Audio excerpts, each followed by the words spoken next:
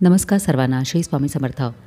करता आणि करविता तूच एक स्वामीनाथा, माझी ठाई वार्ता मीपणाची नसेची.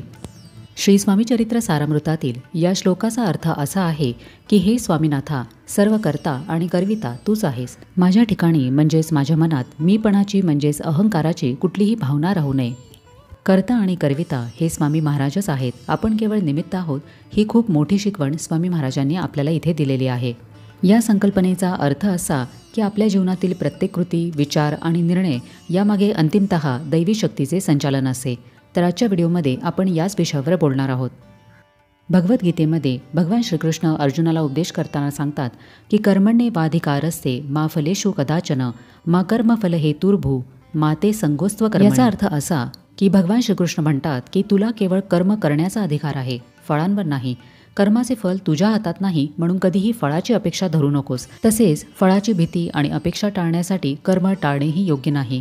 आपल्या प्रयत्नात प्रामाणिकपणा आणि निष्काम वृत्ती ठेवणे महत्त्वाचे आहे. म्हणजेच भगवान म्हणतात की आपल्याला जे मिळेल ते फळ आपल्या कर्मानुसार आणि दैवी इच्छेनुसार मिळणार आहे, त्यामुळे त्याची आशा धरू नये. कर्ता म्हणजे कोण? तर कर्ता म्हणजे जो कृती करतो, ज्याच्या इच्छेने सर्व काही घडते. आणि करविता म्हणजे तो जो इतरांकडून काम करवून घेतो किंवा कार्य घडवतो. आपण एखादे काम करत असलो तरी ते घडवणारी दैवी शक्ती म्हणजे स्वामींची कृपा असते. आपण निमित्त मात्र असतो. म्हणजे काय? तर स्वतःच्या अहंकाराचे विसर्जन करून दैवी इच्छेवर संपूर्ण विश्वास ठेवून आपले कार्य करणे. याचा अर्थ असा नाही की आपण प्रयत्न करायचे थांबवावेत. उलट प्रयत्न करणे आपले कर्तव्य आहे, पण यशाचे श्रेय घेणे टाळावे. जेव्हा आपण म्हणतो की मी हे केले, तेव्हा नकळत आपण स्वतःला सर्व यशाचे केंद्र मानतो. ही वृत्ती अहंकारी असते आणि यशाचे खोटे समाधान देते. अशा प्रकारचा अहंकार वाढल्यामुळे आपला आत्मविश्वास नकळत गर्वामध्ये बदलतो, ज्यामुळे अपयशाची भीती वाढते. यामुळे आपल्यातील मीपणा वाढून आपण स्वामींपासून दूर होऊ लागतो. पण आपले कर्ता आणि करविता हे स्वामी महाराजच आहेत, हे जर मनापासून मान्य केले तर अहंकाराची बाधा कमी होते. अहंकार हा आध्यात्मिक प्रगतीतील मोठा अडथळा आहे. अहंकार आपल्याला आपल्या क्षमतेवर अतिविश्वास दाखवायला लावतो. यश आले तर आपण स्वतः श्रेय घेतो आणि अपयश आले तर दुःखी होतो. म्हणूनच मनामध्ये निमित्त भाव ठेवावा. म्हणजेच मी हे केले, हे माझ्यामुळे घडले, अशा विचारांपासून दूर राहावे.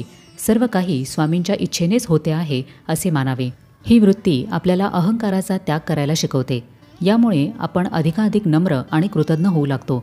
यशाचे श्रेय स्वतःला न देता स्वामींना दिल्यामुळे अहंकार नष्ट होतो आणि मन अधिक शांत आणि स्थिर होते.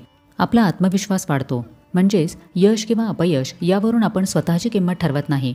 त्यामुळे अपयशातही आत्मविश्वास कमी होत नाही. आपल्यामध्ये समर्पणाची भावना वाढते. प्रत्येक कृती ही स्वामींच्या चरणी अर्पण केली जाते. त्यामुळे आपण चिंतामुक्त होतो. कोणत्याही परिस्थितीला तोंड देण्याची, ती स्वीकारण्याची क्षमता आपल्यामध्ये वाढते. स्वतःला सर्व गोष्टींचा कर्ता समजण्याची गरज उरत नाही. त्यामुळे आपले मन शांत राहते. ही शिकवण आपल्याला सांगते की आपल्या आयुष्यामध्ये जे काही घडते ते दैवी इच्छेने आणि स्वामींच्या कृपेनेच होते. आपण मी केले असे म्हणणे हा अहंकाराचा भाग असतो. यावर मात करून सर्व काही स्वामींमुळेच झाले ही वृत्ती आपण जर स्वीकारली तर आपले जीवन अधिक सकारात्मक होते.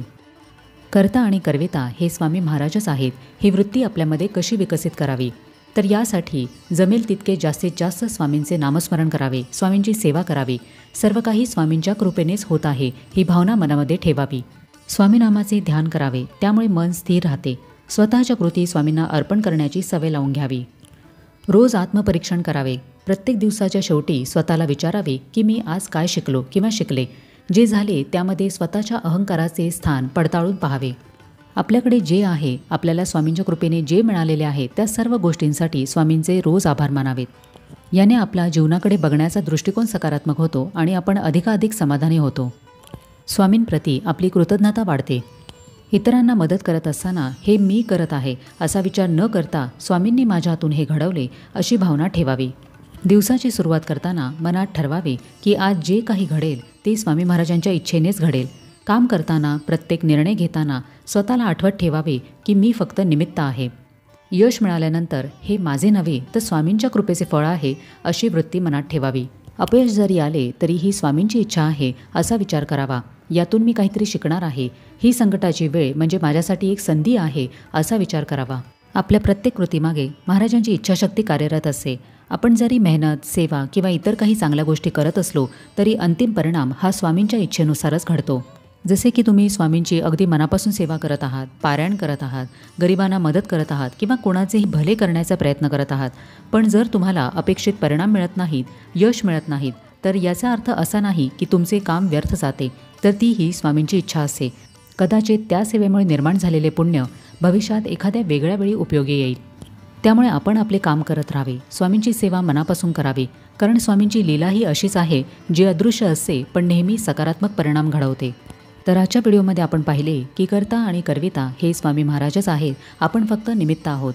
प्रत्येक यश, अपयश किंवा जीवनातील कोणतीही घडामोड ही स्वामींच्या इच्छेनुसारच घडते हे मान्य केले तर आयुष्य हे अधिक सकारात्मक आणि स्थिर होते. याचा खरा अर्थ असा की आपण आपले कर्तव्य पूर्ण निष्ठेने पार पाडावे, पण त्याच्या फळाची अपेक्षा न ठेवता सर्व काही स्वामींवर सोडून द्यावे. आपण जरी आपल्या कर्तव्यात पारंगत असलो तरी अंतिम निर्णय घेणारे स्वामीच असतात. आपण फक्त त्यांचे एक नम्र साधन आहोत. अशी समज आपल्याला अहंकारमुक्त ठेवते. जीवनातील दुःख, संघर्ष आणि यश अपयश याचा आपल्याला तटस्थपणे स्वीकार करता येतो.